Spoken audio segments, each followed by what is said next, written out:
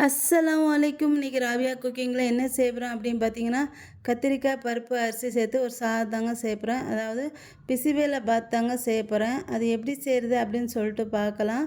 நான் ஒரு 200 கிராம் பச்சரிசி சாப்பாட்டு அரிசி எடுத்திருக்கேன். எந்த அரிசினாலும் பரவாயில்ல, ஒரு 200 கிராம் எடுத்திருக்கேன். அதோடய துவரம்பருப்பு எடுத்திருக்கேன். துவரம்பருப்பு எவ்வளோ எடுத்திருக்கேன் அப்படின்னு பார்த்தீங்கன்னா, 150 கிராம் துவரம்பருப்பு எடுத்திருக்கேன். இப்போ இது 2 நல்லா கலந்து விட்டுக்கலாம். நான் வீட்டிலே மசாலா அரைச்சி செய்ய போகிறேன். அது எப்படி செய்கிறதுன்னு சொல்லிட்டு இப்போ பார்க்கலாம். இப்போ அரிசி பருப்பு நல்லா கழுவிட்டு இப்போ இதை ஒரு குக்கரில் சேர்த்துக்கிறேன். இப்போ அரிசி பருப்பு 2 சேர்த்து 1 கப்பு இருந்துச்சுன்னா 4 கப்பு தண்ணி ஊற்றிக்கங்க.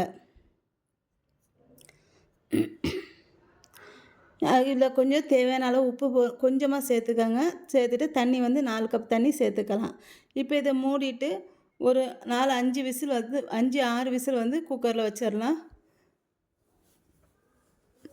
அடுத்து இதுக்கு மசாலா பொடி ரெடி பண்ணிடலாம். இப்போ இது வேகட்டும் குக்கரில், அதுக்குள்ளே மசாலா ரெடி பண்ணிடலாம்.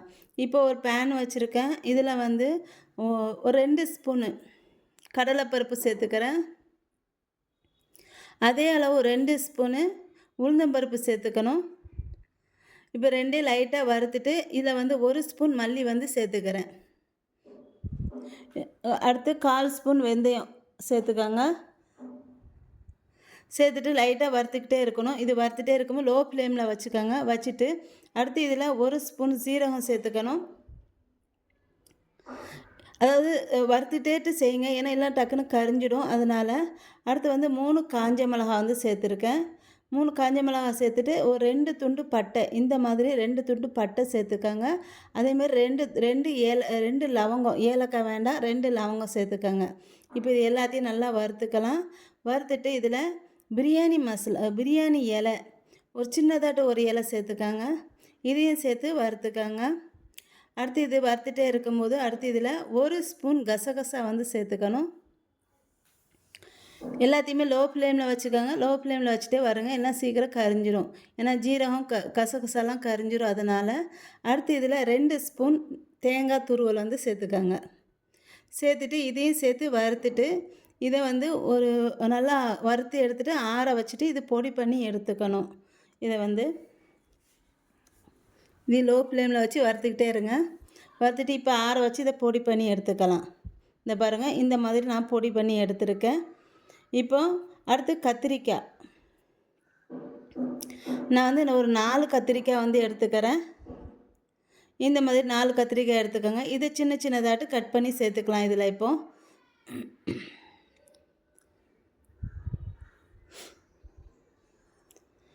கத்திரிக்காய் 4 கட் பண்ணிவிட்டு இந்த மாதிரி பொடியை கட் பண்ணி எடுத்துக்கணும்.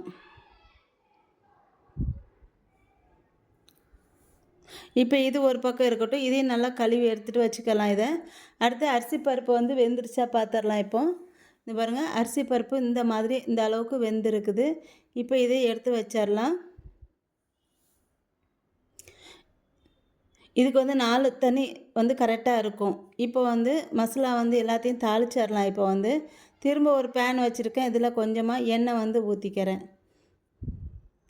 எண்ணெய் ஊற்றிட்டு இதில் கொஞ்சம் கடுகு பொரியும், அடுத்து கருவேப்பிலை சேர்த்துக்கிறேன். இதில் அடுத்து நம்ம நறுக்கி வச்சுருக்கோம்ல அந்த கத்திரிக்காய் சேர்த்துக்கலாம். அதையும் சேர்த்துட்டு இப்போ ஒரு 2 நிமிஷம் அந்த கத்திரிக்காய் இந்த எண்ணெயிலே வதக்கிக்கோங்க.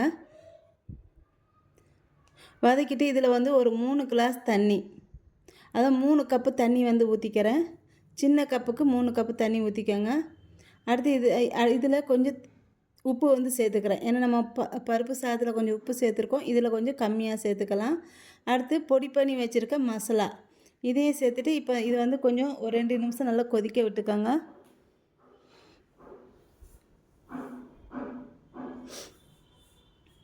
இந்த பாருங்க, இந்த மாதிரி கொதி வந்தது. ஒரு 1/4 ஸ்பூன் மஞ்சள்தூள் சேர்த்துக்கோங்க. சேர்த்துட்டு இப்போ இதை நம்ம வேக வச்சுருக்கோம்ல அரிசி பருப்பு சாதம், அதில் இதை ஊற்றிட்டு ஒரு விசில் இதை வச்சு எடுத்துக்கலாம்.